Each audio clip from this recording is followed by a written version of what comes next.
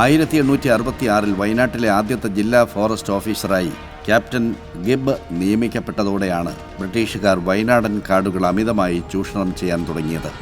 അനേകം ഏക്കർ വനം നശിപ്പിക്കപ്പെട്ടു. നല്ല ഇനം മരങ്ങൾ മുറിച്ചു മാറ്റി പകരം തേക്കിൻ തോട്ടങ്ങൾ ഉണ്ടാക്കി. റെയിൽവേ സ്ലീപ്പറുകൾ ഉണ്ടാക്കാനും വിദേശത്തേക്ക് കയറ്റി അയക്കാനും വേണ്ടിയായിരുന്നു തേക്ക് നട്ടത്. ലേഡി സ്മിത്ത് എന്നറിയപ്പെട്ടിരുന്ന ലിസി സ്മിത്ത് തരിയോട്, പേരിയ, കമ്പമല എന്നിവിടങ്ങളിലെ 4 കൂപ്പുകളിൽ നിന്നായി 29,000 മീറ്റർ ബ്രോഡ് ഗേജ് സ്ലീപ്പറുകളും 1,500 മീറ്റർ നാരോ ഗേജ് സ്ലീപ്പറുകളുമാണ് 10 വർഷം കൊണ്ട് ശേഖരിച്ചത്. പേരിയയിൽ മാത്രം 3,358 ഹെക്ടർ കാട് സ്ലീപ്പറുകൾക്കായി നശിപ്പിച്ചു. 1875 ആയപ്പോഴേക്കും വയനാട്ടിൽ 1 ഡസനിലേറെ വൻകിട കാപ്പിത്തോട്ടങ്ങൾ ഉയർന്നു വന്നു. മാനന്തവാടി ഇതിനകം യൂറോപ്യൻ ക്ലബ്ബും റേസ് കോഴ്സുമുള്ള ഒരു യൂറോപ്യൻ കേന്ദ്രമായി മാറിക്കഴിഞ്ഞിരുന്നു.